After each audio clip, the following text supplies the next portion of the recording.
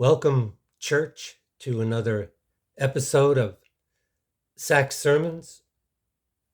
By church, I mean not a church building or some set church liturgy, but simply those people who identify as born-again Christians, and of course, prospective ones in that category. Maybe you're tuning in out of curiosity here, and one day you might be identifying as a born-again Christian, and I therefore address everyone as church. It's not a building, it's not a set of procedures, it's a placement of you, the Spirit.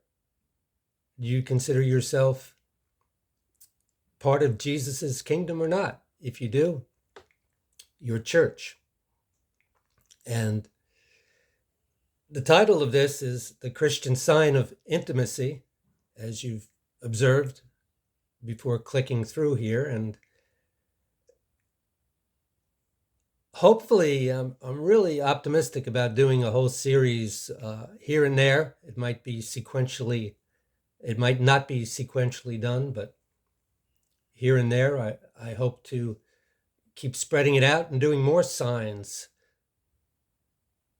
The signs of a Christian. What are the signs of a Christian? And this is an episode dealing with the Christian sign of intimacy.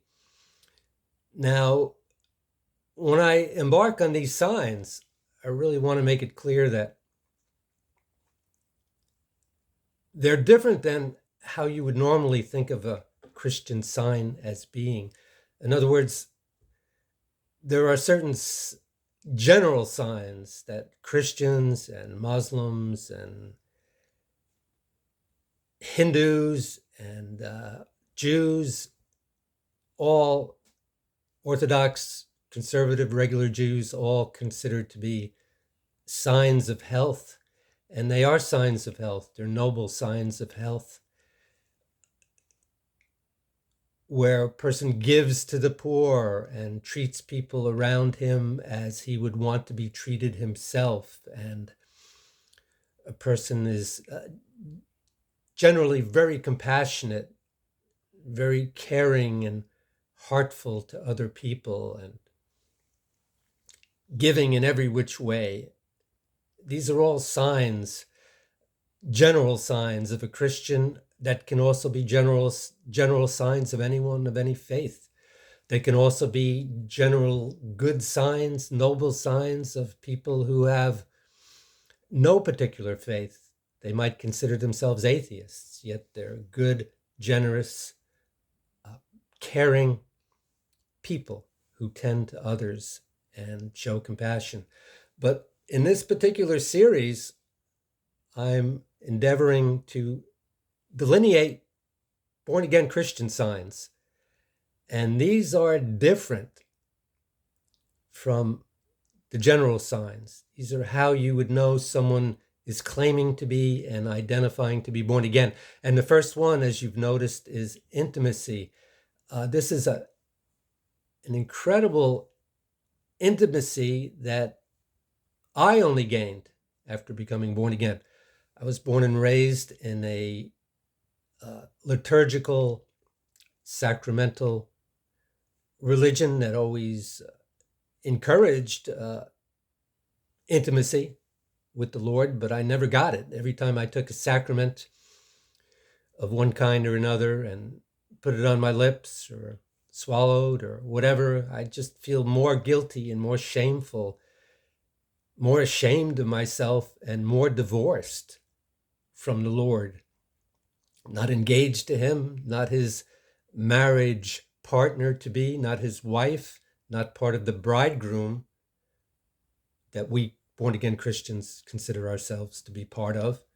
I would just consider myself to be more estranged, more divorced from the Lord. With every sacrament, I just felt I was more and more unworthy, and people would be grinning at me, and people would be taking me out to lunch after my first this or my first that or my second this or second that, and I'd feel like a real freak. I wasn't worthy of their happy grins, and I wasn't worthy of the people around me kneeling down who seemed to be getting it. I just got more estranged, more divorced from the Lord. When I got born again, that's when I found true intimacy with the Lord. The sign of a born again Christian I call intimacy. It came upon me the day I was born again, and as a good Christian friend uh, brought out, prayer becomes something you get to do. You don't have to do it. Uh, it's not, I've got to pray today. I get to pray today. It's something you look forward to because you want that intimacy to always be surfacing and always be expanding. So I would say, personally, if you have this deep, enduring sign of intimacy, you're a born again Christian. If you don't have it yet, it's something to look forward to, because by becoming a born again Christian, you will inherit automatically this gift of intimacy. I wrote a short tune based on this theme of intimacy, which I based upon the great Thelonious Monk's tune, Straight No Chaser. And the tune that I call Intimacy, I've written some lyrics to it. It's where you'll find him, inside your heart. He'll always be there, so don't depart, is the basic lyric pattern of the first line of my tune. The ungreat Jim Campocchio, imitating the great Thelonious Monk. And this is going to be a longer video than I had anticipated, so please subscribe, because there's going to be a continuation of this. I'm not going to do it all right now. A continuation where I present the saxophone part of the sax sermon, and it'll be listed as the Christian sign of intimacy continued. And to make sure you get that, just subscribe. Hit the subscribe button below, and you will be informed. The continuation will appear on your recommended queue on YouTube, and there's no charge from YouTube or charge from me for hitting that subscribe button. So I urge you to do it if you feel okay about doing it. There's no force here at Sax Sermons. One of the earmarks of the world and earmarks of the devil in the world is using force, trying to get people forced to do this or that, or getting people to force others, to force others, to force others to do this or that. And Jesus, in his intimacy, is quite apart from that. So just some of my game plan in this particular video, and to provide scripture accordingly so that no one can accuse Sax Sermons of being a cult. It's pretty much a mainstream evangelical born again outreach here. On your own, you can look up, hopefully you will, John 14:3, where intimacy is described by the Lord when he was on earth. And another companion verse would be Revelation 19:7, where in the very end of things, Jesus will prove his intimacy to us. The first verse I gave, Jesus says, more or less, I'm getting engaged to you, but I'm going to go away to my Father.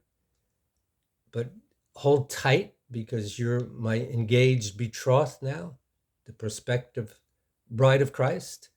And in the Revelation verse, Jesus consummates that, and he comes and picks us up as a surprise and says that, well, now you're my wife. You're not just my fiancée, you're my wife.